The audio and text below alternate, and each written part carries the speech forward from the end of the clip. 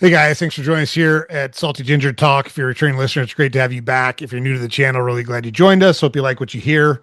Have a super awesome guest as usual. Like we keep finding all these awesome people with great stories to share with you and great anecdotes and learnings to share with you. So our guest today is Javier Marin. He, excuse me, lives in Maine with his wife. His kids are grown. Originally from Venezuela. And he, super accomplished guy, business owner, degrees from multiple universities. And he's written a book called Live in America. It is about Latino TV and the story of how Univision came to be. He's going to share some of those anecdotes with us, talk a little bit about the situation in Venezuela, because as a Venezuelan originally, he's got a very unique perspective. We don't want to miss the opportunity to get that perspective directly from him. And so we've been very excited to have Javier on for all of those reasons. So without further ado, let's bring him on now. So Javier, welcome to Salty Ginger Talk. I've been looking forward to our conversation. Same here, Joe. Very nice, and thank you for the opportunity.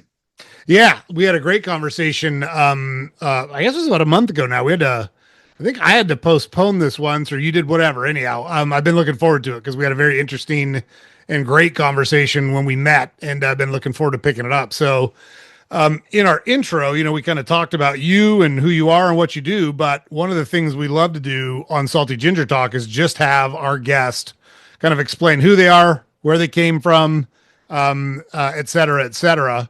And so I'd like to open the floor to you to just tell us about yourself. Where'd you start? What have you done throughout your life, and how'd you get to where you are? And then we'll go back and have kind of deep dive conversations on all the good stuff that you've learned and all your great experiences. Yes, I am 100% Hispanic ancestry. I was born in Venezuela in a city called Maracaibo, which is the equivalent of a Texas area in the U.S. So very independent and not very friendly to the capital city. And that's where the oil is in the country. But I was a son. I am a son of my father. Used to be an oil executive for many years, for about 40 years. He passed about 2 years ago, and so I had the chance to move a lot within the country and also in Europe and in the U.S. So I would consider myself a global citizen. The U.S. received me and my wife and my two boys 26 years ago, when my wife and I thought that it was a good opportunity to bring the second language to our kids, who were 5 and 1 at that time.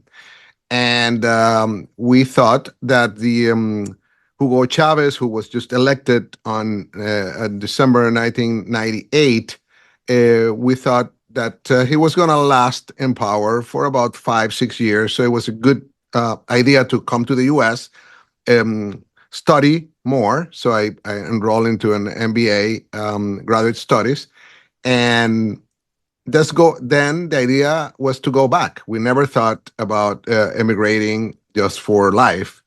And I guess all your audience will know what happened in Venezuela. Yeah. The dictatorship never end.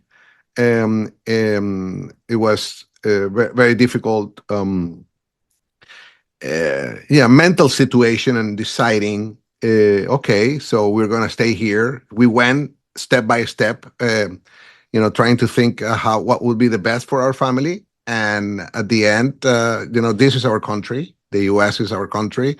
Venezuela changed. The same Venezuela I lived in my early years is completely different now.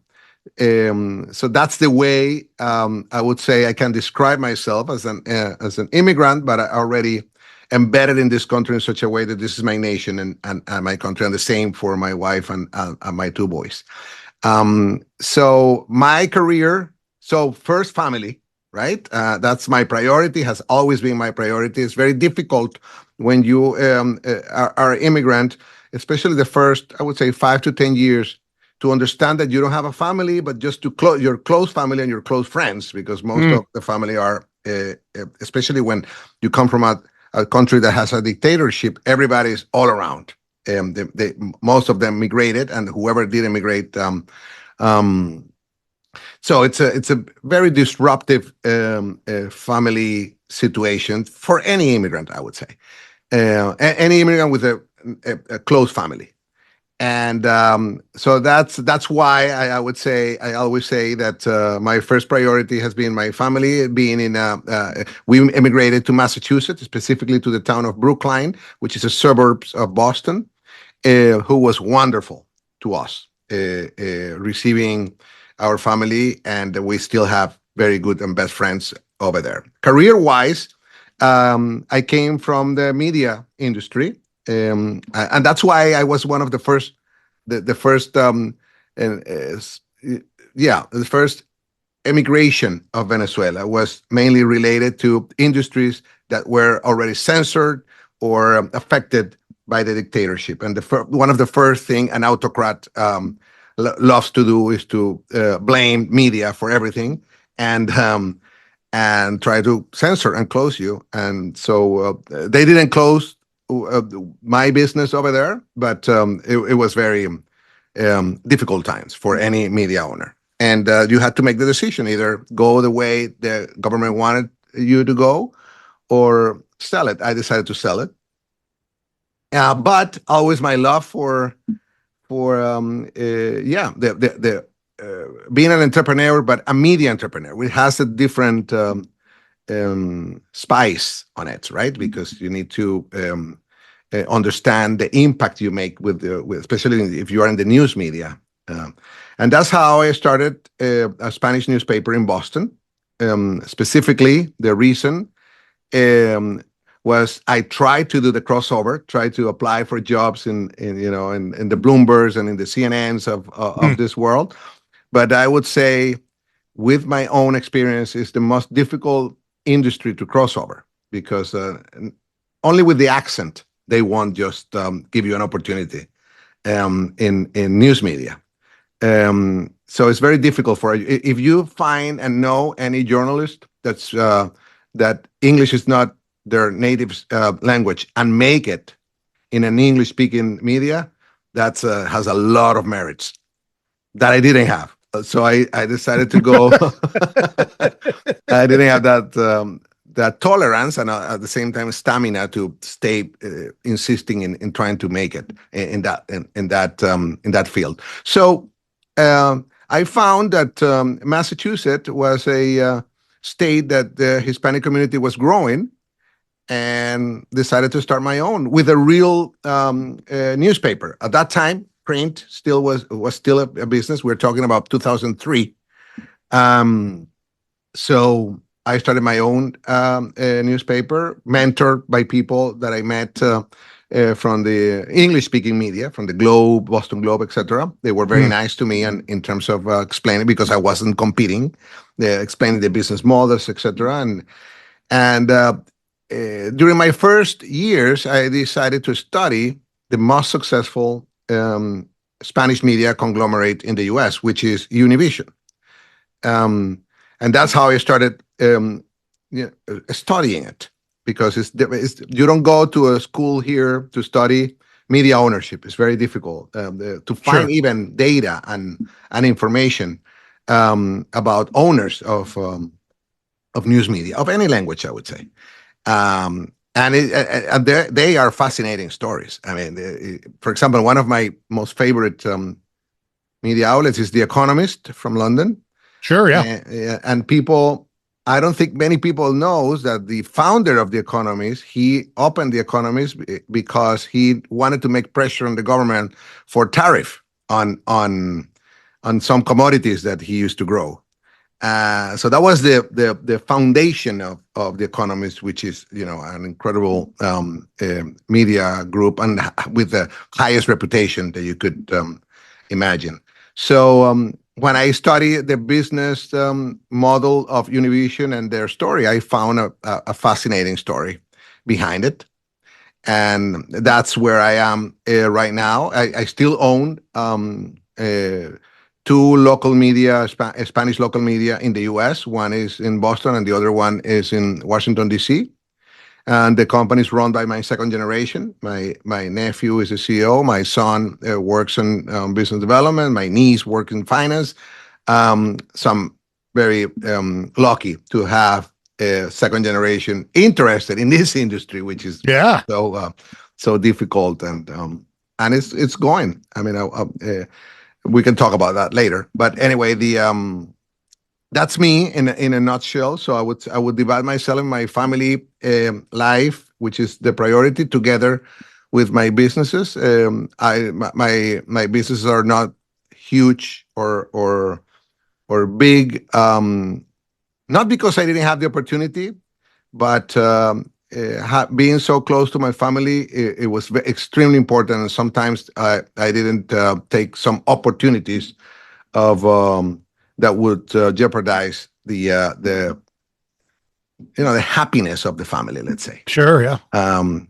So that's my life right now. I love it. So I love the focus on family. I've always been similar, and I've heard it said a couple of different ways.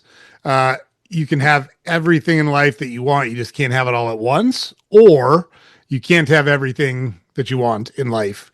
And I've taken a similar approach where I have, I've done well in business and I've climbed and I'm the CEO of a company and blah, blah, blah. I could have committed to business and gone further if I was willing to make trade-offs I wasn't willing to make. I'm similar to you. My wife and I have been married for over 30 years, and we raised 3 sons, and that was very important to me to be present. And you don't always get there. There's certain times you have to miss things, and certain times that it is what it is. That's life, right? But I never made my career the center of my life. My family has always been the center of my life. And it's one of the things I try to talk to our listeners about is, hey, it's great to be ambitious and it's great to work hard. And I'm a firm believer in grinding and becoming the best you can be. But what are you doing it for? Like, what's the purpose? Why are you doing it? And what is at the center of all of that? And my argument is, if it's family and relationships and experiences, you're going to be very happy and very fulfilled in your life. If it's not family or relationships or experiences at the center, it doesn't matter how successful you are in the business world. There's going to be some type of empty feeling in your life, because what are you doing it all for? Is it just to put a big stack of money in the bank, or is it just to have a big house and a nice car? Like, those things don't reward you long term the same way that having a family does, and having those relationships and the memories and the experiences and the connections that you have with people. So for what it's worth, you and me see that extremely similarly, which is, I think it's very important. Something I preach. If you want to have a happy and fulfilling life, build it around a family. That's the way I think about it. 100%. High respect for that. Yes. Yeah. So you said you're from Maracaibo. Isn't Lake Maracaibo the largest lake in Venezuela? Yes. Yeah. Do you? And it's oil rich.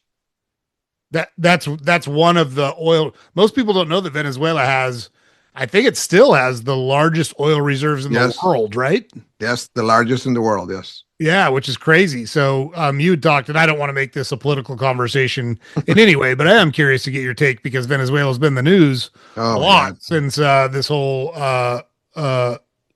whatever you want to call it, the activities, that I'm trying to be apolitical here, because it's not the point of the conversation. But I would be curious to hear your perspective on what has happened, being a native of Venezuela, knowing you still have family and friends that are there, and appreciate you immigrated in the U.S. as your country.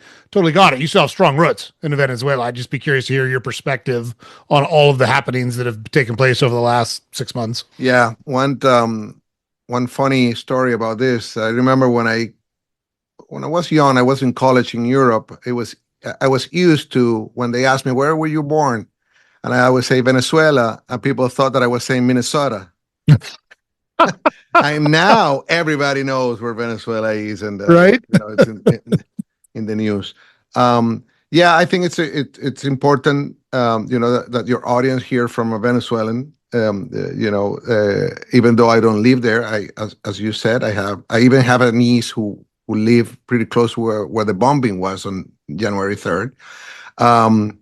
I'll be very short and straight. That day, I was very happy with seeing the dictator behind bars. Mm, Extremely happy, facing justice, and at the same time, a lot of mixed emotions because we were fighting for that for 26 years. This is sure. anybody has migrated the same time I did, have been contributing, conspiring, all sort of ways to try to tackle the and when I say all, not only democratic ways, we did a lot of elections that were the dictators never accepted the results. So in the democratic ways, there were many chances that we took a lot of resources we invested in trying to do it in a democratic way, and at the same time, we contributed to anybody that will come and say, I'm planning to do this to tackle the dictator. So that day was a mix of emotions because I was very happy. At the same time, like another hope. So the fear of having hope again, it's also a difficult feeling. Mm. And so that's I would say summarized my position. So there's still hope. There's still a lot of things to do. If we look at it as a chessboard game, there's not a checkmate yet. That's a good analogy. I understand what you're saying. Yeah. Yeah, that's great. No, I appreciate you sharing that. Again, I'm not, I don't know I'm not from Venezuela. I know probably more than the average person, but nowhere near enough to articulate an intelligent position on it. And that's one of the things I try to do is if I don't know a subject well enough, I just say, I don't know well enough to form an opinion on that. I'm a freedom guy. I believe in self-will and I believe in self-government. And anytime we can put people in situations where they have control over their own destiny, I think that's a good thing for the human race. So speaking in very broad terms, I support those types of things. It's kind of an interesting dichotomy in that you got to fight for peace, right? It's such a weird process that we as human beings have created for ourselves. Like you've got to fight for peace. It's just so odd. But like sometimes there's not always good people in the world, and sometimes you have to stand up to bad people. And when people talk about the word invasion, we were invaded already. I mean, the Russians, the Chinese, and mostly those two, and Cuba itself, were the owners of our 100% of the power of our country. And let's be pragmatic. If they would have done a good job with the oil industry, which is our main assets, everybody would have been happy and prospered, and maybe a tweaked democracy would be accepted because. But they destroyed the oil industry. Yeah, and which is the main resource of revenue that at least had some sort of distribution of wealth in the country that was completely destroyed. So whenever they ask me, how do you feel with the sovereignty of your country? I would say it was taken already by others that didn't do the job. So again, I'm fear, but fear of hope, of having hope again, because there were some years that we lost the hope, and now we have some hope again. Yeah, that's great. And look, hopefully, like you just said, it's not checkmate. The chess game's in process. Hopefully, that sovereignty for the Venezuelan people returns, and they get to set their country up however they want, elect whoever they want, and run it the way they want, just like any country should be able to. So that's my hope. And let me tell you, today is a great day for anybody who's outside of Venezuela, because American Airlines just announced that they're going to start flying pretty soon. Not today, but today they announced it. I'm not going to say the date because this podcast, people will listen maybe in years. But today is a special day because after, I would say, maybe a little less than 10 years, we couldn't fly direct from the U.S. to our country. And today, American Airlines said that they wanted to connect Venezuela to the U.S. The first airline to connect Venezuela with the U.S. That's outstanding. What a great thing to hear. That's hopeful right there. Like, oh yeah, because think of, like, just from a family perspective, think about and I don't have to, I'm not telling Javier to think about it. He's lived it for 26 years, but think about being separated and not being able to go back to the place where you were born and raised No, for. I was able to go, but I actually went back every year. But Mm, the ways to get there was crazy routes.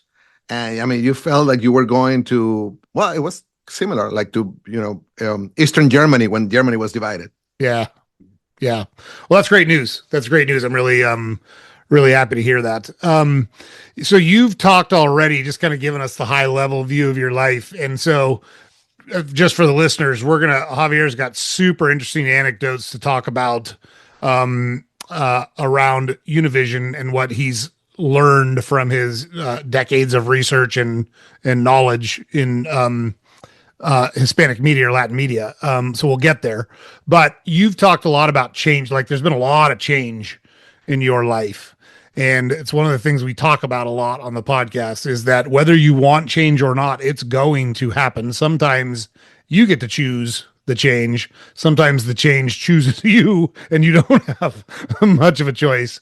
But you've raised a family, you and your wife have made those decisions and face those changes together. How do you think about that mentally? Like, how do you deal with change? How did you teach your kids to deal with change? How do you approach that? Because you've certainly, I'm not trying to say that like there was no problems or it was easy or any of those things, but you've been pretty successful at it. How have you managed that? How do you think about that when you go through changes? How do you teach your kids to handle change?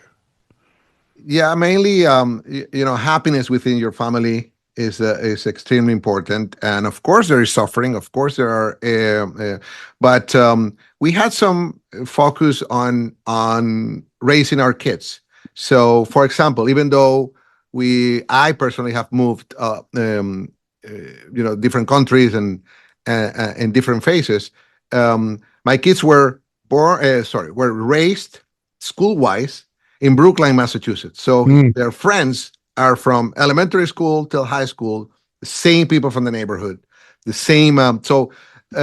We moved within the neighborhood, happily saying we upgrade every certain years with bigger properties, etc.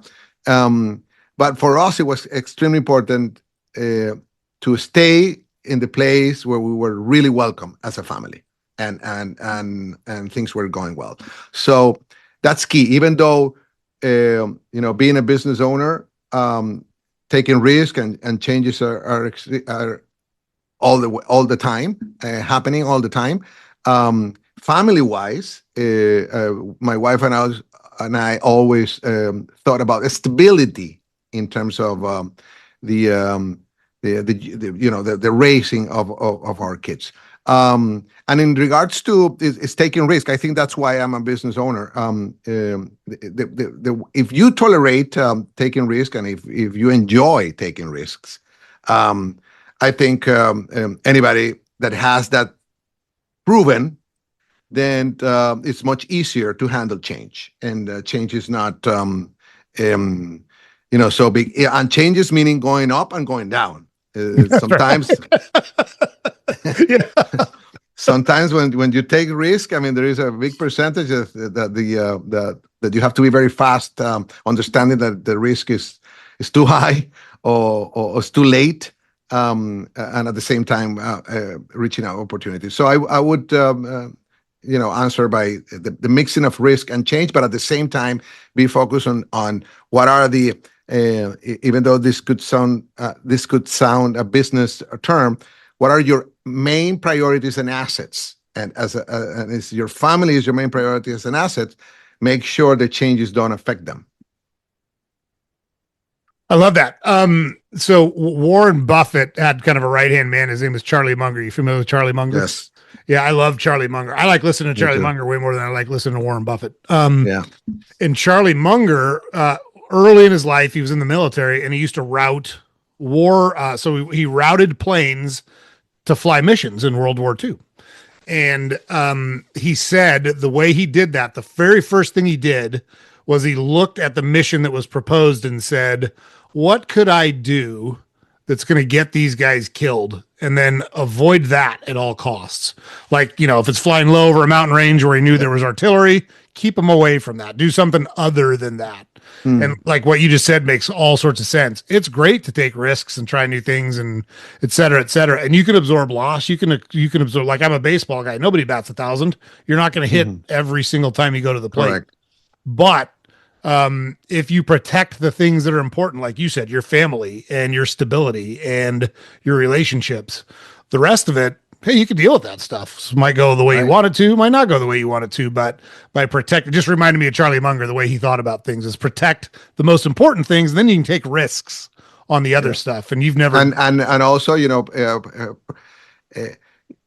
I'm a Harvard Business School alumni, but I also went to Stanford to several executive education, and both schools have completely different ways of measuring risk. Harvard, teach you how to be successful and how to measure success, and Stanford teach you to do a post-mortem first. If think that you're going to get broke, think that nothing is going to work. Make the timeline, make your project. How is that going to be? What needs to be done to be broke? What needs to be done to fail? Yeah. And so if you mix those two things, I mean, this is the best scenario, but this is also the worst scenario, and understand the ways that can be done ahead of time, I think it'll give you some sort of ways of, feeling full or not on the decisions you're making.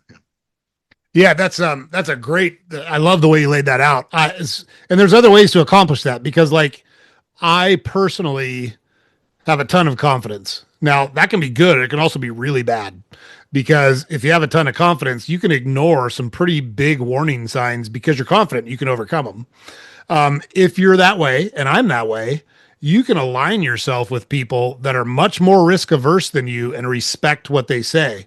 I have a business partner, and he is super smart. He's also, so he was a Harvard undergrad, Yale Law School, and a Harvard MBA. Like he's very, very accomplished.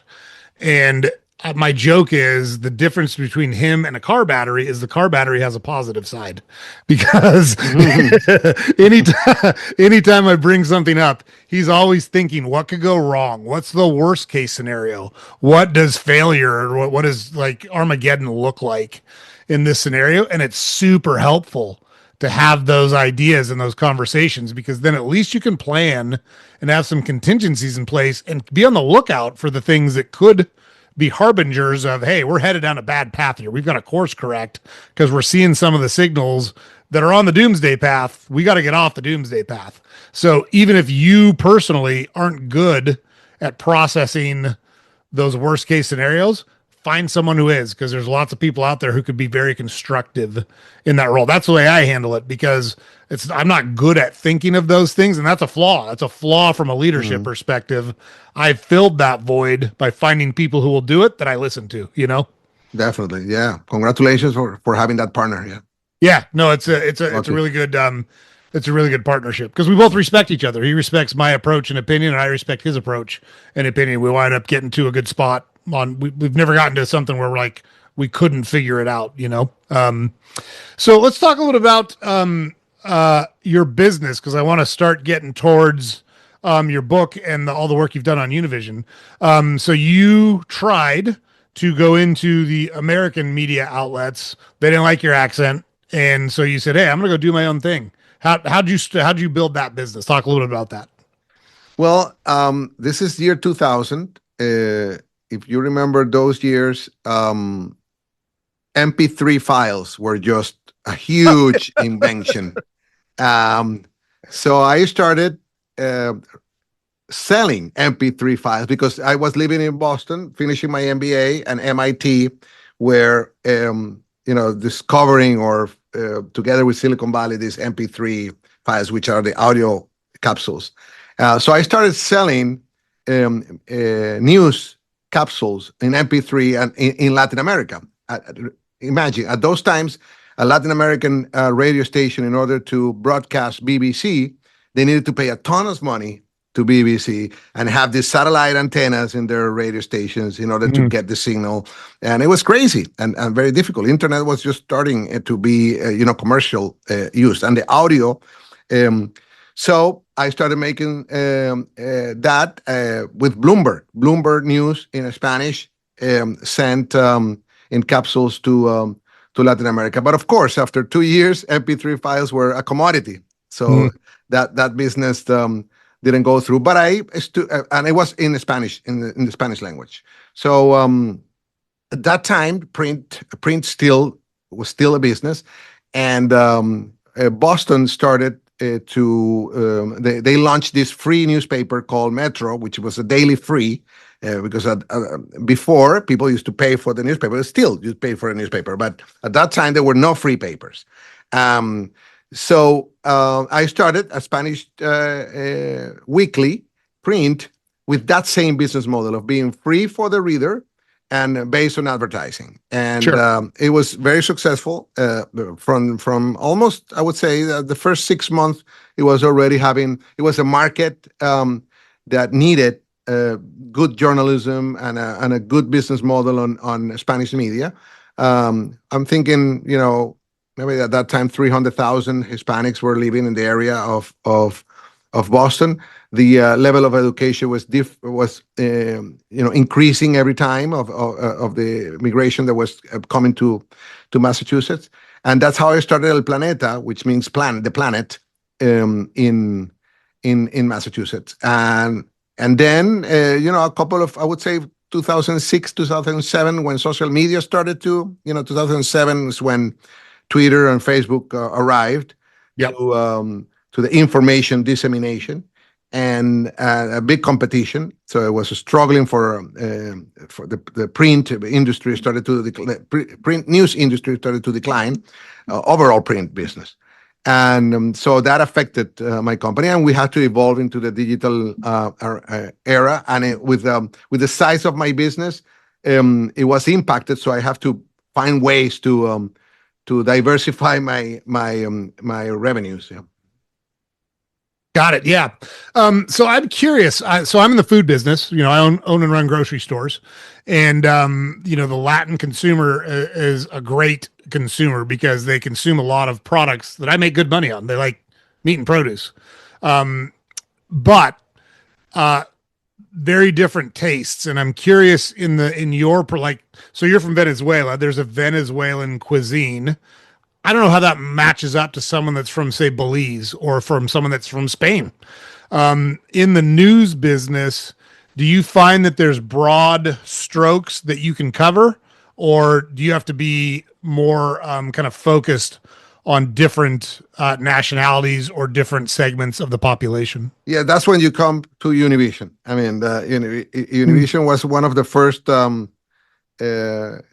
companies that understood that even though there were different countries, Spanish-speaking countries, there were some common areas of content, like immigration, like finance, like how the system works, how the education system works, nostalgic between families that are here, families that are there, how to connect them. So that's how I started at the Spanish newspaper, to be the local connector of Spanish-speaking people in Massachusetts. I had also the good luck that Massachusetts doesn't have. I mean, if you go to California in the year 2003, 80% was from Mexico. Yeah, right. Or Florida, 80% are Cubans. Right. Chicago, mainly Mexicans, and New York, Puerto Ricans and Dominicans. Massachusetts is really a melting Hispanic pot. There are, no more than 15% of Dominicans, Puerto Ricans, and then everything else is spread in different countries: Colombia, Central America, all the Caribbean islands, and even South America.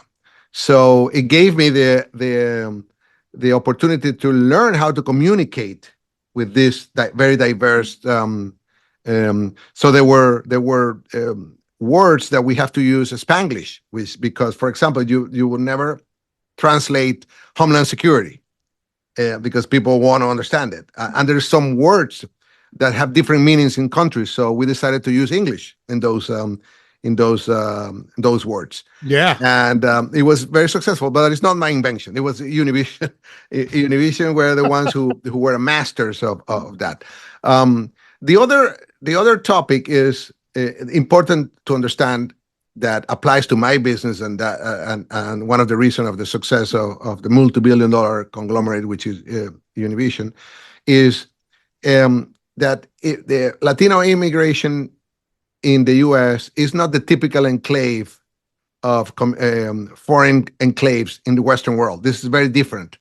The government of the U.S., the corporate America, decided to make a prosperous community. So that's how the Hispanic market was built.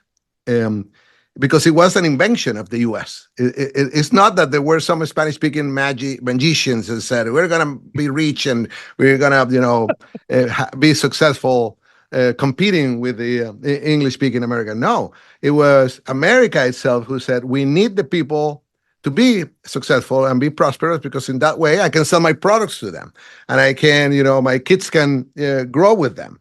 And so it's very different. It's very different than it could be similar to the Indian colonies in England, but it's not equal, because India was a British colony. Latin America wasn't a U.S. colony. So that it's very interesting, because that market, the Hispanic market, is an American invention. So it's that's the way I see it.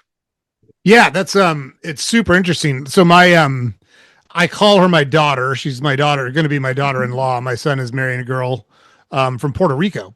And I always find Puerto Rico super interesting because it's a U.S. territory and she's a U.S. citizen. However, her Puerto Rican heritage is extremely important to her. And that's awesome. Good for her. But there are the language is a little bit different, because when I learned the broken Spanish that I know, I learned it from Mexican people. And so there's words that I will use, or words that she will use. She'll use a different word for something and I won't understand it, because the Mexican word for that particular thing or verb or whatever it is different. So I didn't realize that until very recently, that the different dialects of Spanish can be very different. I was unaware of that. Yes, and that's why, in order to communicate, like how Univision found out how to communicate, is very brilliant, because we found a way to communicate to everybody on the topics that is important for everybody. Yeah. You touch Puerto Rico. Remember, Puerto Rico was a Spanish colony, and when the U.S. Decided to negotiate with Spain, Guam, Philippines, and Puerto Rico, the Philippines and Guam decided to embrace the English language. So they changed. The Philippines were changing from their native languages to Spanish, and then to English with the U.S. Puerto Rico never changed. It was a Spanish-speaking island. The U.S. accepted the Spanish-speaking island as the language, and so it's a very peculiar. And they have documents, so they don't have the problem of being undocumented, because they are U.S. citizens in a way, right? They have their passports, and everybody else that emigrate to the U.S. don't have that bigger problem. But there is a common content for everybody, which is how the system work in the U.S., how to maneuver the marketing of corporations in the U.S. And remember as well, Arizona, California, Texas, Nevada, all those territories were Spanish speaking before 1776, and part of Utah and part of Wyoming. So also part of the treaty with Mexico, when the rendition treaty of Mexico to the U.S., there was a commitment from the U.S.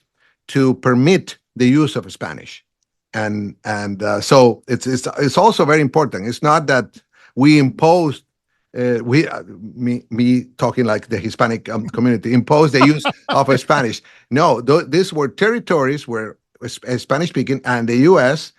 accepted that the Spanish were going to still be in use in those territories, even though it has been a cycles where different presidents, I mean, Theodore Roosevelt, Eisenhower, especially Theodore Roosevelt used to have this big law, or it wasn't a law, but it was his own speech saying, this is an English-speaking country, and this is the only language. And this is 1901. And even though we were less than a million, it didn't happen. I mean, Spanish kept being spoken. So and then so the community is still growing from a million to 3 million, and then from 3 million to 20 million, and now it's 62.1 million. Mm. Yeah, it's like on the language thing. I don't know why people care about which language people choose to use. I do think there's an argument to be made that if we're all going to be able to communicate with each other as countrymen and countrywomen, that there needs to be at least one universal language that we all can speak. I don't care which one you do choose to use, but it'd be good if we could all communicate in one language. That's kind of the way I think about that whole language argument. I'm not for like English is the official language of the United States. However, I do think there's something to be said for, hey, if we're all going to communicate with each other, we all got to be able to speak one of them. So let's pick one of them and all learn it and make sure we all, are either learning it or in the process of learning it. At least it's so important. It's so important to learn English for the immigrant community. It's so important. We even show it. I remember, maybe a decade ago, we did a special supplement explaining if you learn good English, your income increases with facts. Right. From, I think at that time it was like from 30,000 to 52,000 or something like that. So it was obvious that people needed to learn English. Yeah, I agree with you.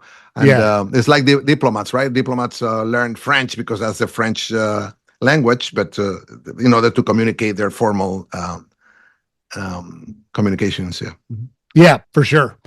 So let's start digging into this. The Univision thing is super intriguing because you shared a couple of really cool anecdotes with me in our initial conversation. I know you've got more, but you dug into Univision and learned so much about them. You've actually written a book about this, which, I'd love to talk about at some point. And whenever we do that, we do that. But how did you start down this Univision road and where did it take you? Yeah. This is a fascinating saga. The first Spanish TV station was in San Antonio, Texas, and it was called a Spanish International Network. Very small TV, very rudimentary way of producing, and it was mainly also importing movies from Mexico.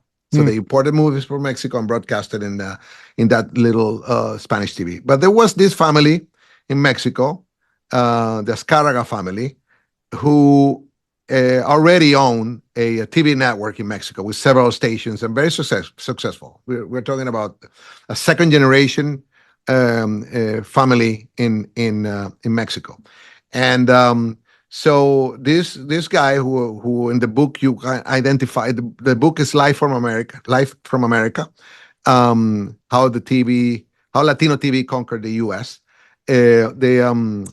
This second generation decided to replicate the successful TV network in Mexico in the U.S. The reason is because this the lion is called in the book. He knew that because of former dictatorships in Mexico and economic struggling, there was going to be an immigration of Mexicans to the U.S. So he said, what a better way to replicate my TV network in the U.S. because there is no TV stations in the U.S. But he got a very big obstacle. The law in the U.S. did not permit any foreigner to own more than 25% of a TV network. So any TV network cannot be owned by foreign entities for more than 25%. So he was so smart that he had this employee in Mexico who was born in Medford, Massachusetts, who was he wanted to be an actor. His name is Reynold Vincent Anselmo, and he was a veteran. He fought in the World War One as a tail gunner, by the way. So just try to imagine the character of a person who works behind the plane and on a tail, fighting. And he fought, I don't remember the exact numbers, but a crazy number of battles in the Pacific, working for the Navy. I remember a fact checker saying how he would be on a pilot on the Navy. I say, well, they were trained by the Air Force, but they worked for the Navy. So Navy has fighter planes. Absolutely, Navy has fighter planes. That's exactly. Yeah, but I had those type of interrogations by the fact checkers. And so Reynolds, after the World War One, he got the scholarship to go to college. He went to Chicago and study acting and literature. And at that time, the Mexican movie industry was very successful, very famous, world famous. And so he decided to go to Mexico. There was an exchange between the Chicago University and the Mexican company owned by this person, the owner of the TV network. So, of course, he couldn't be a good actor in Mexico because his Spanish wasn't the best, his accent. And but the owner of the station brilliantly found the best asset of Reynolds, which was he was a great sales guy, great storytelling. So he sent him to the U.S. as a to sell his content, and at the end, Reynolds became the front man of the Mexican family. So they gave him all the details are in the book.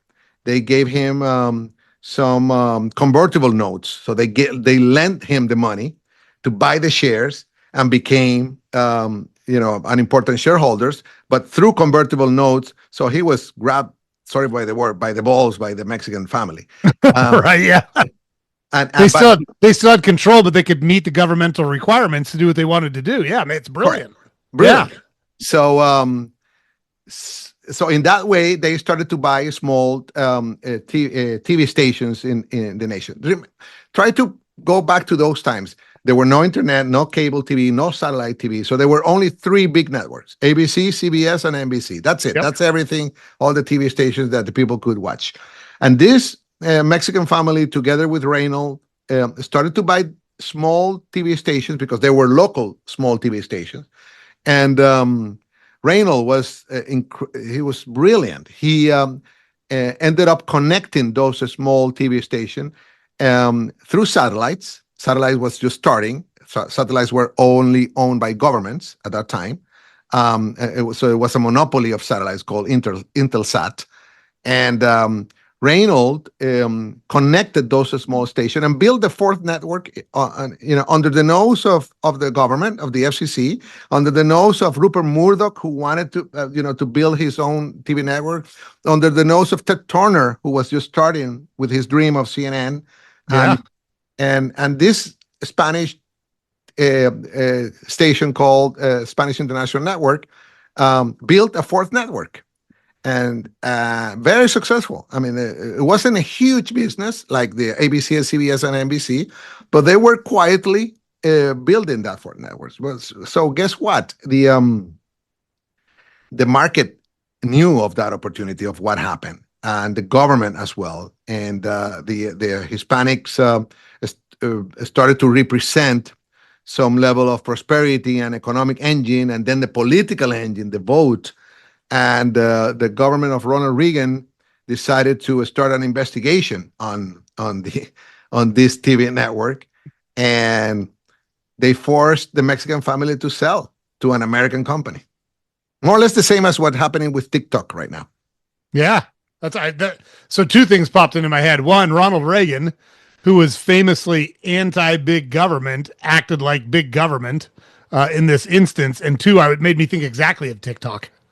Yeah, but we have to also give credit to his support to the Spanish network. So he as a governor of California, and then as a president of the United States, helped the TV station to support. Even President Richard Nixon was the one who decided to encapsulate every Spanish-speaking people in the U.S.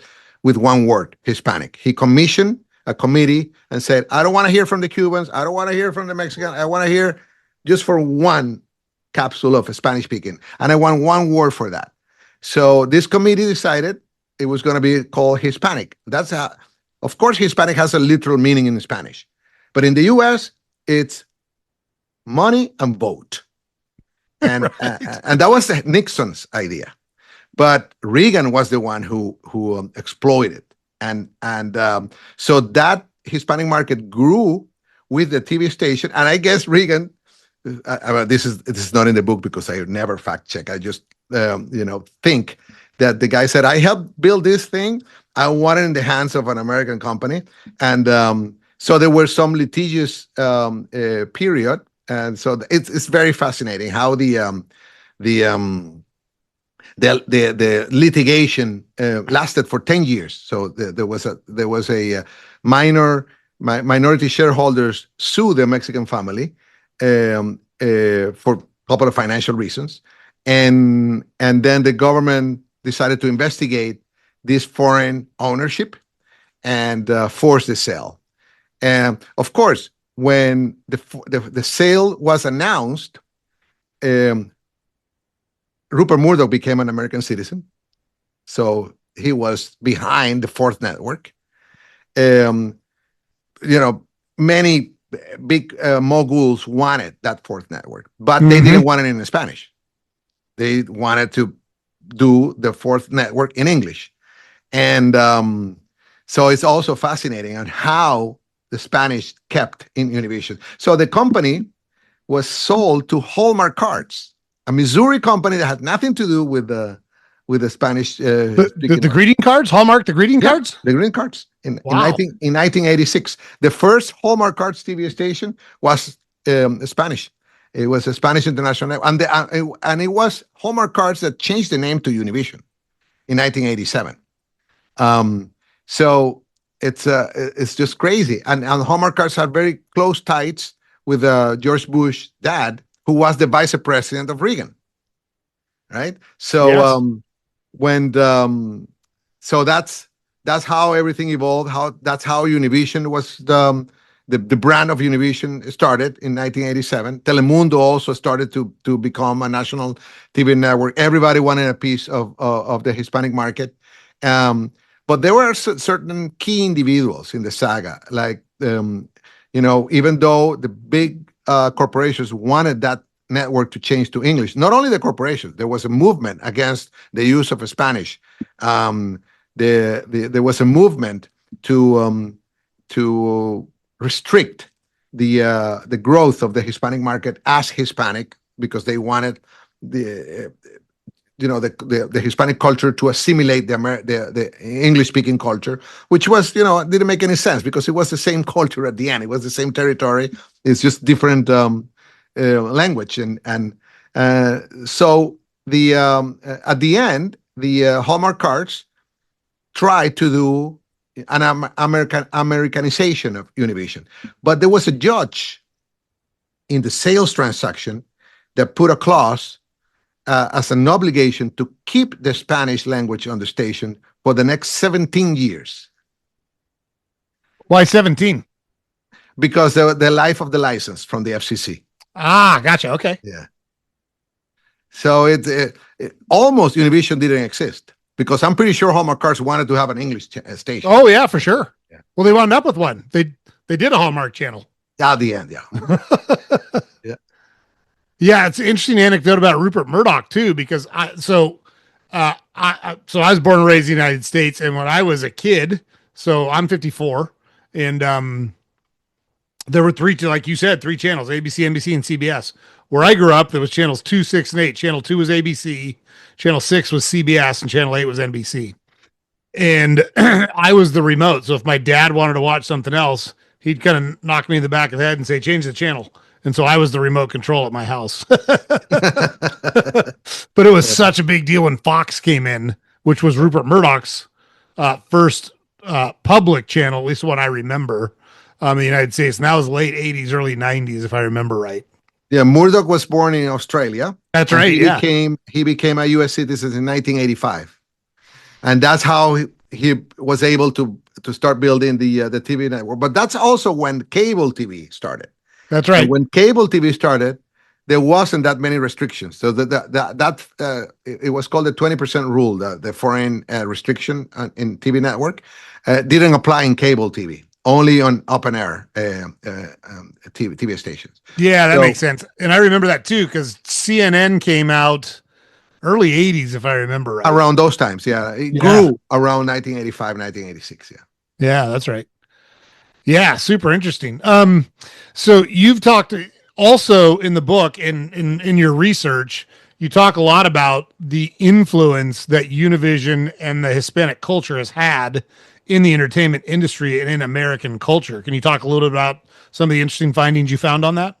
Yeah, when Hallmark Cards bought and started with the brand Univision, they tried to Americanize the station. Okay, we cannot be in Spanish, but let's do an opera in the morning. Let's do Entertainment Weekly, the equivalent, no, to an opera, that was the direction of the of Hallmark Cards. And so there was some interesting times in which there was this Americanization of the TV station. And yeah, I think at the end it was a mix of learnings between the American, the English speaking American corporation and the Spanish speaking management of the station. So culturally, for example, kids programming wasn't that successful because the kids love to watch English speaking kids programming, but the local news in Spanish was very successful. Opera in Spanish didn't work, but this lady that even Oprah said, "I am." Her name is Christina Sarlegui. Oprah used to say, "I'm Christina, but black." So she was so famous in the Spanish speaking that even Oprah said that.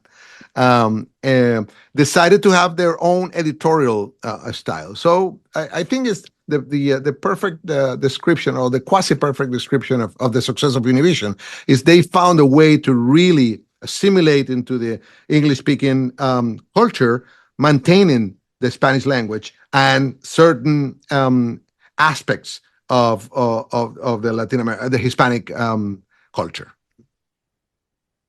Yeah, that's very cool stuff. I'm trying to remember the first time I noticed or saw Univision, because it's interesting because I grew up in Portland, Oregon, and there was a heavy Mexican population in Oregon because there's a lot of agriculture, and a lot of Mexicans would come up and work in the farms and the fields, and but I don't remember seeing a lot of programming in that community then. I moved to Los Angeles for a couple of years in 1990. Yeah, 1990. And then it was everywhere. And think about Los Angeles in the 1990s. There was, I think there was over 10 million people directly from Mexico. Yeah, Los Angeles is the second largest Mexican city. Yeah, right behind Mexico City, right? Yeah, that makes sense. And I certainly noticed it then. It was very interesting. And then I had a friend, a good friend. He was my roommate in college, and his parents were from Ensenada, and they didn't speak any English at all, and they were actually in the country illegally. But they treated me as another son. He had 4 sisters. And the sisters were all good looking too, so I love going over there because I got great food and I got to spend spend time with his sisters. Juan didn't like it that much, but I did. And so they always had Spanish speaking television on, and so that was the first time I was kind of exposed to it over like a long period of time, where it just like kind of became normal for me, Yeah, well, talking about the ladies in the Mexican in Univision, the first everybody think that Fox News was the first TV station to show the legs of a news anchor. It wasn't. It was Univision, the first open set. So and it was a lady actually, the programming VP. The whole story is in the book. The this lady Rosita Peru was the one who designed an open set for news cast, and the only reason was for the anchors to show their legs, and that's how I would say. I said in the book that's maybe where Royal Isles from Fox found that very successful idea at those times. I mean, it was okay at that time to do that. Yeah, because news coverage in general was very antiseptic before that. It was people in, boring business attire speaking largely and always the set was from the table up. That's right. So the first open set was Univision and then Fox. Yeah, and those ladies and guys standing reading the news, that didn't happen until the 90s. And the first one was Univision. Yeah. So it's funny because I remember, like, even in like a regular newscast, when they would have the weather person or the sports anchor, they would come back from a segment and that person would be sitting at the desk with everybody, and you'd only see him. You'd see him from the chest up. You're exactly right. Yeah. It never changed. The same as anchors, female, male. Before it was all male, and you have some reporters, females. The first, famous female male anchors couples was also on the Spanish-speaking TV. Yeah. When did you publish your book? November last year. It was Spanish at the end of October and English at the beginning of November. That's actually not very usual. When you write a book in Spanish, that's the way I wrote it in Spanish. The translation always lasts about a year, because of I don't know why. So my conditions to the publisher was I need the book in the two languages right away, because this is America, and this is a story of American media, and it needs to be read in both languages. Very cool. Is this the first book you've written? Yes. And actually, it wasn't planned for a book. As I said before, this was a research for my business. This was a research I did for personal reasons. And then in 2008, 2009, I decided to teach. Remember when I said I had to find different ways to generate revenues? Yeah, for sure. Internet happened. So I said, okay, I'm going to teach to get some extra money. So I created this class called Latin American Media History, which was the history of different media companies in Latin America, and ended up with an important part of the class was Univision, which is the result of mixing of those content generated in Latin America, and it was very successful.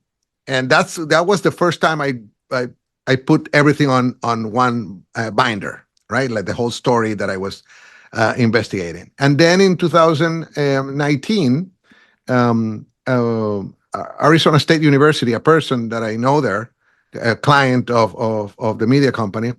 Every time I had somebody in different cities and that had any relationship with the beginnings of Univision, I would ask them a favor. Can you find me in the library this, or can you help me find this?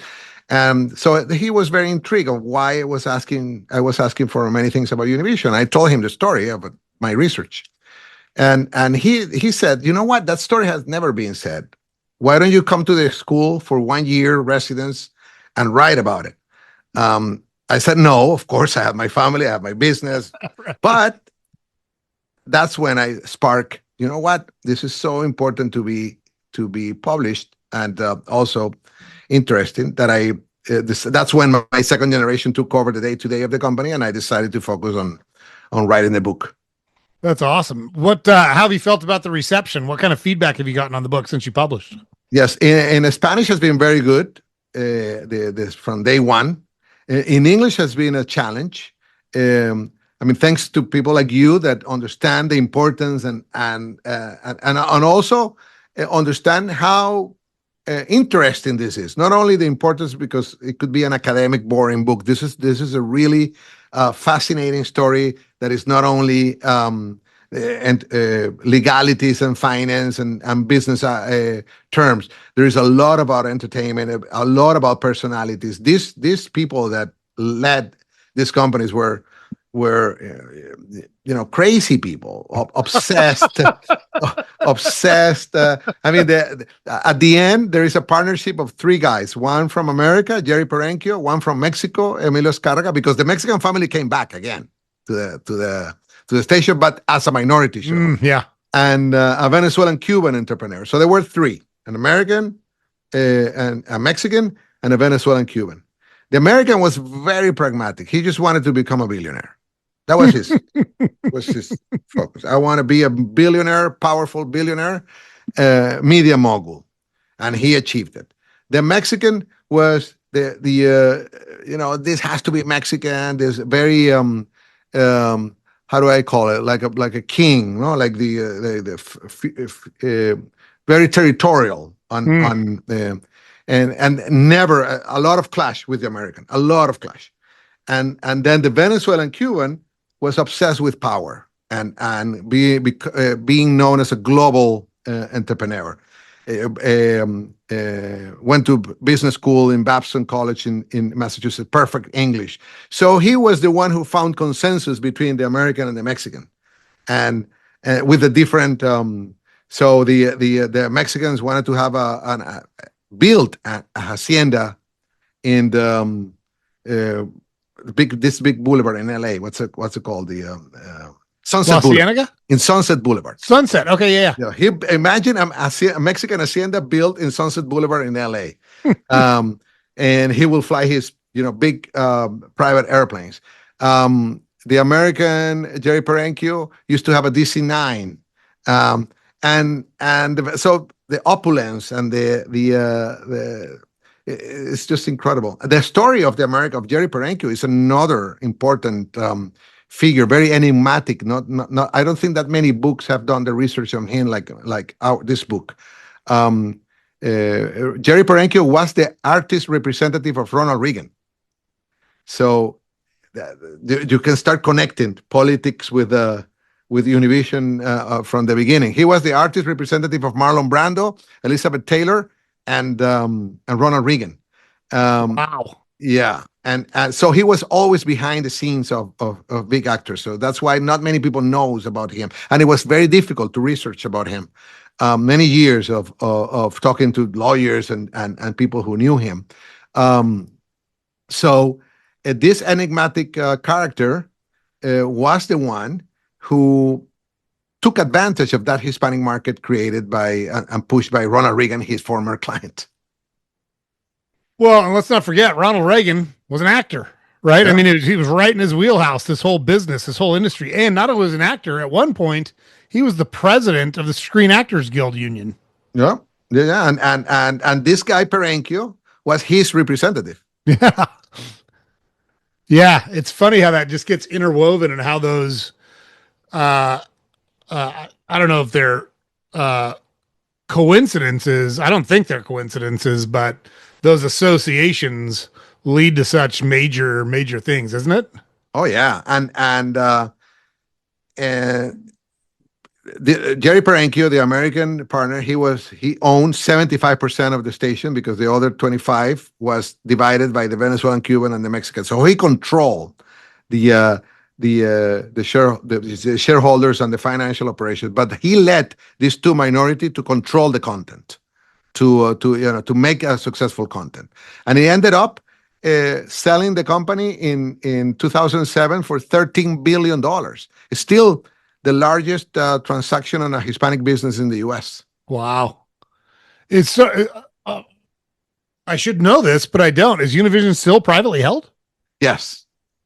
It's well, not by families, but private equity. Yeah, and still the same Mexican family still have a strong position because now that law of the restrictions to foreigners doesn't exist. 2017, that law was no longer exist. Does it still exist in radio? I know it existed in radio at one time too. Not anymore. 2007, the whole FCC liberated that. Gotcha. I believe Australian family, not the Murdoch, were given the authorization to buy a radio station in Texas. Do you, maybe you know the answer to this, maybe you don't, but I'll ask it anyways. So mainstream legacy media has really lost relevance with the rise of like what we're doing, podcasting and social media and all of the other mediums through which people can watch entertainment and or get information. Do you know if that's had a similar impact on Univision, or is it still chugging along pretty strong? Do you know? Yeah, well, what happened before going to that answer, Telemundo, which is the rival of Univision, was purchased by NBC Universal. So one of the three networks ended up owning one of the Spanish biggest TV station, with Telemundo. They bought it for $2.1 billion in 2000, mid 2005, I think.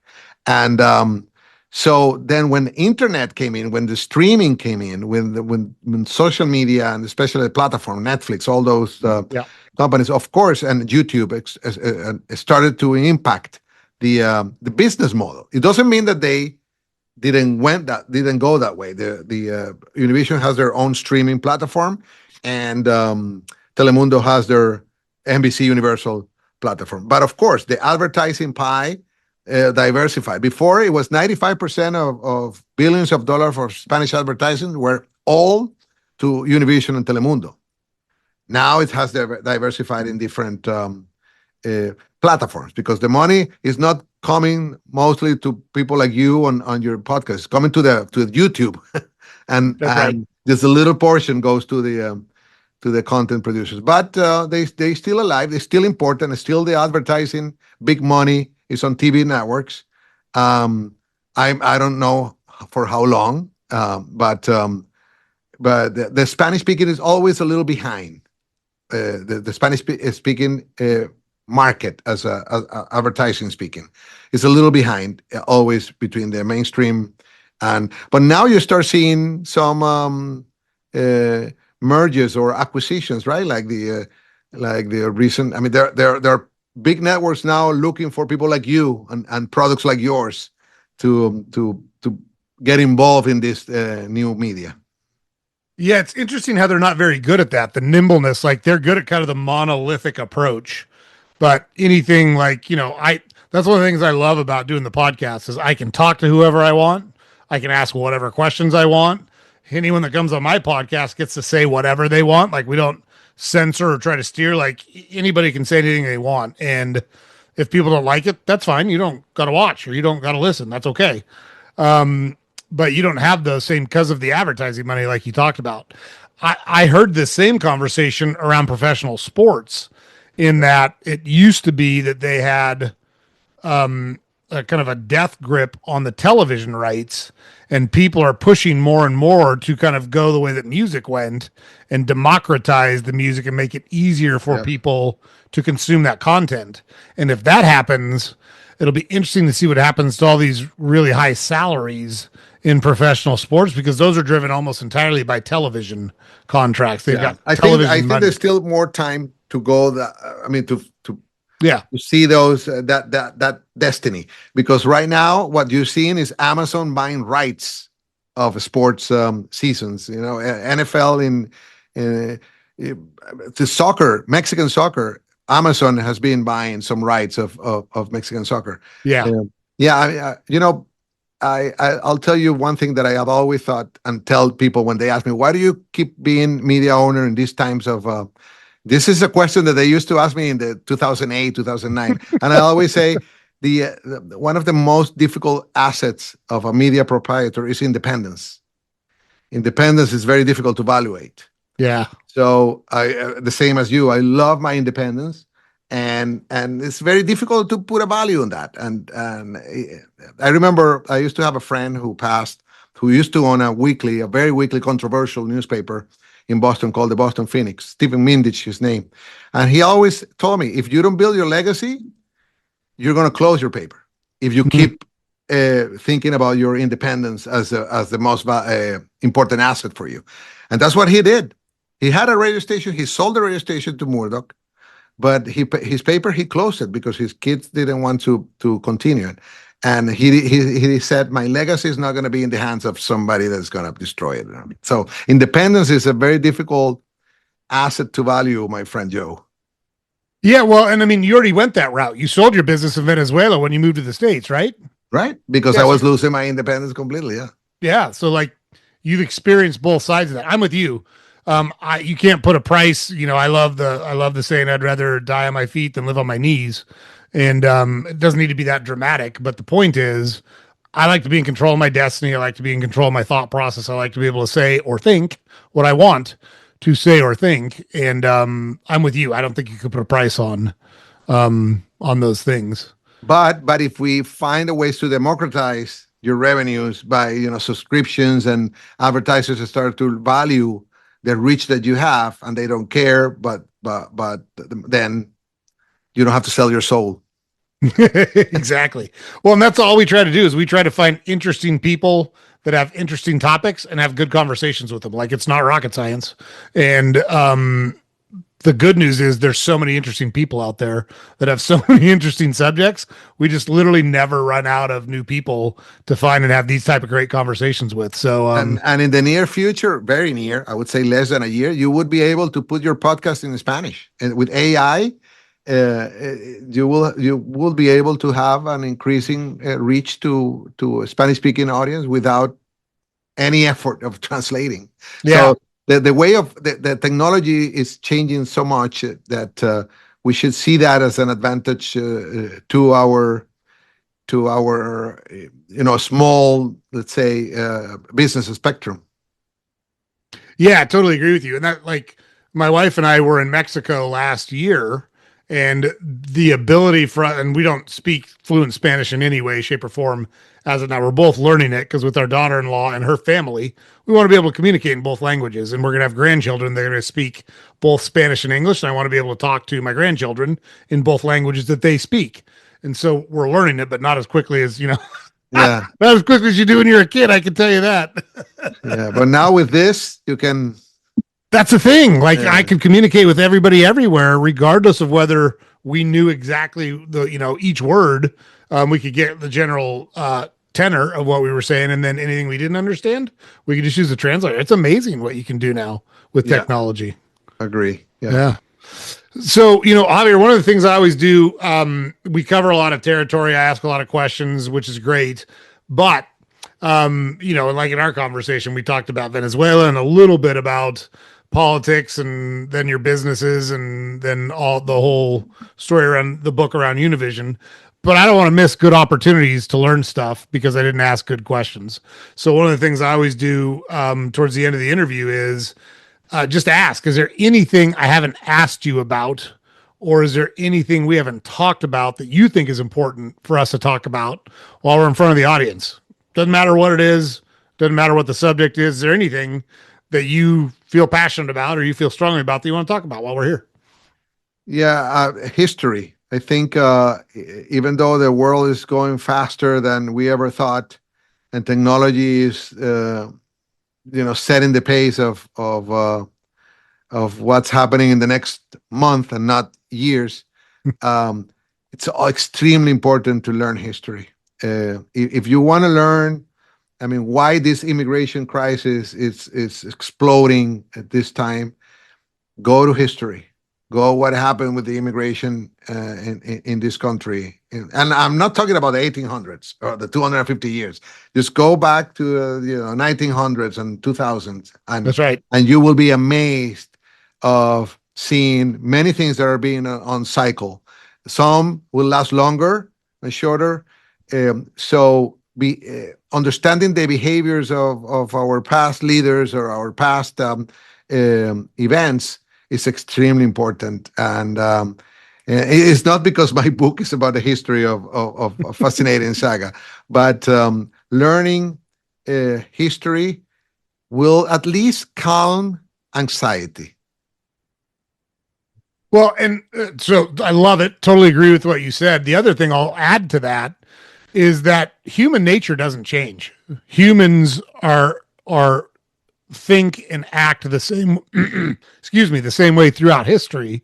And if you can understand what drives people's thought processes, you can learn from that. You can communicate with them better. You can learn to teach other people or get other people to think about things critically. And like, I don't understand this new push in the United States where socialism is rearing its ugly head. Like, I always just tell, like, and I'm a finance and economics major. That's what my degree is in. And I just always ask people, just show me where it's worked. Show me once in anywhere in history where it's worked, and I'll listen to your argument. But it's never worked because it will never work. Agree. That's why we live in the best country of the world, because that's, I wasn't born here, but I cannot, assure you that right now, in this moment of time, this is the best country in the world in terms of not only economics, but also on the living standards and try to keep happiness. So all the problems going around, that's why I say go to history. Socialism, go to history. And you don't have to go away of the country. Go to the history of this country. And there was a lot of pressure. Of course, violence, the use of violence to solve problems, which sometimes is needed, sometimes is not needed, and the violence sometimes make a lot of damages. And in these times of the year, but that's why history tells you everything is a cycle. I mean, if we talk about immigration, for example, Eisenhower put Hispanics in cages and U.S. citizens, and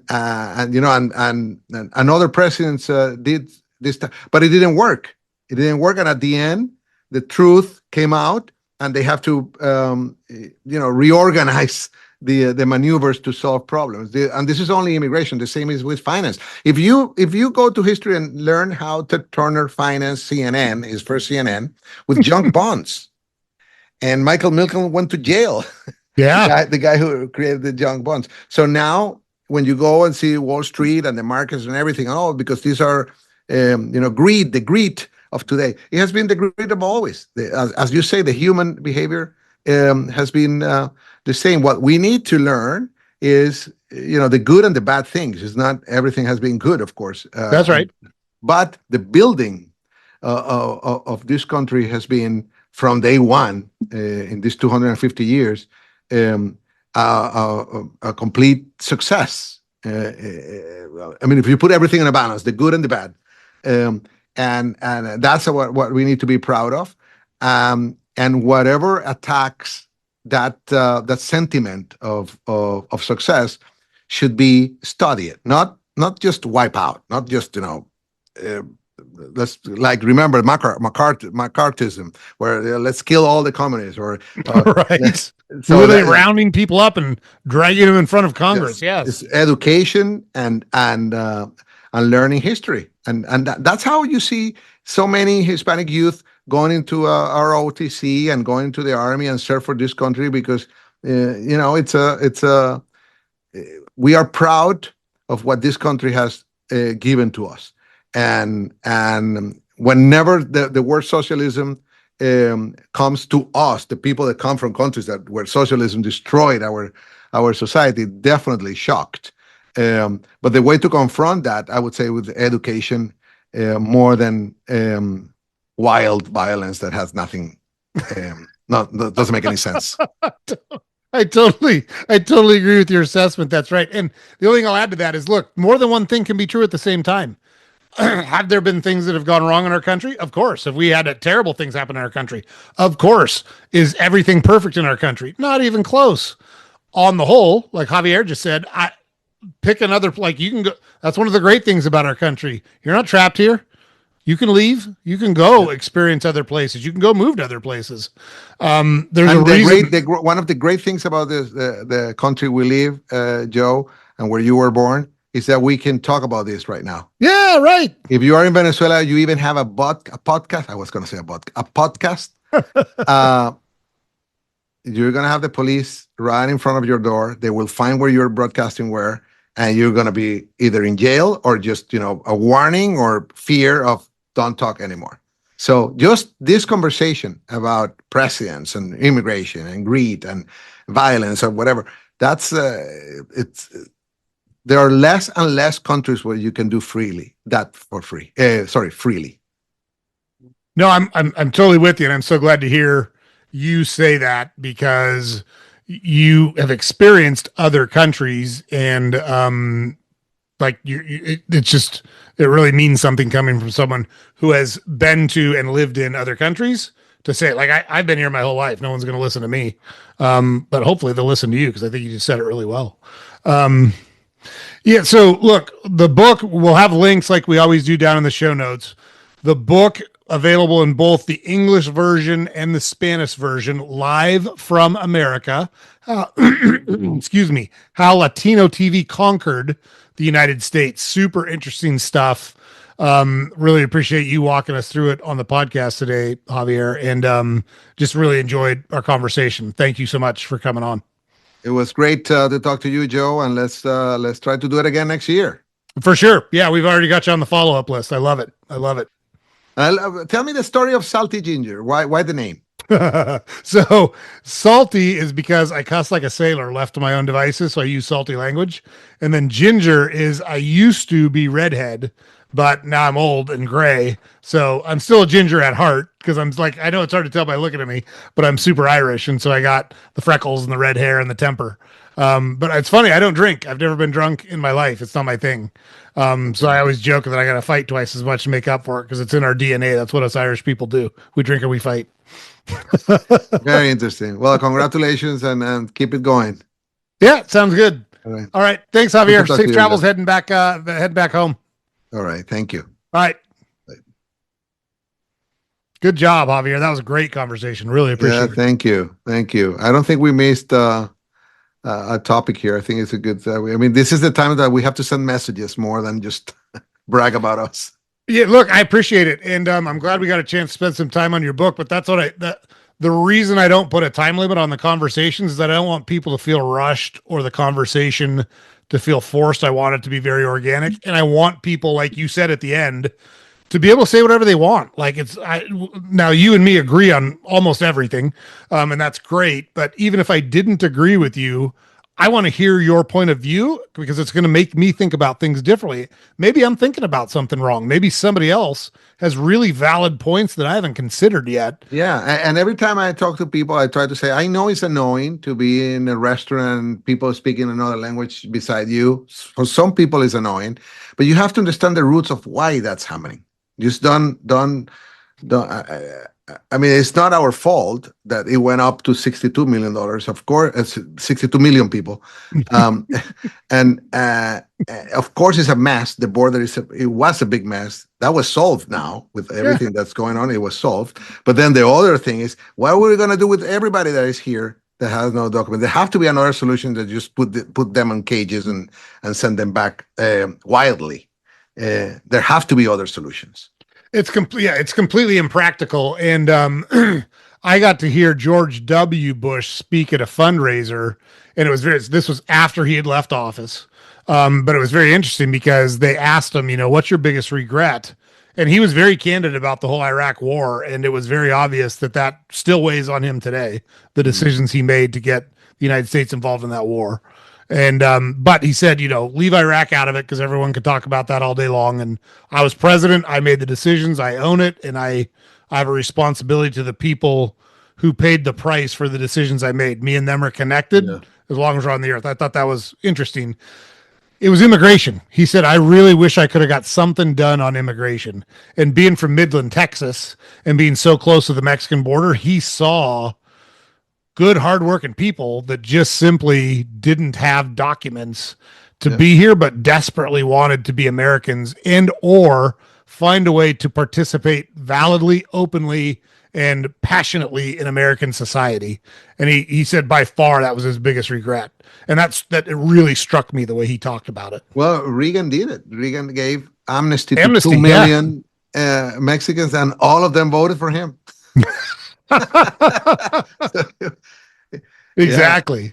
Exactly. I still don't understand why has that good example done with only legalizing. There are certain states where undocumented people have driver licenses. Hmm. Okay? So in order for those people to register for driver license, they gave everything, all the data, all the information. Why don't you just legalize those people? That's about 1.8 million. You do that and everything calms down. You have the data, you have them identified. Instead of prosecuting them, just give them an amnesty and make them, and they're going to vote for you for sure. I mean, they're going to love you if you do that. I still don't get it. Hola, hello. I still don't get how that has not been done.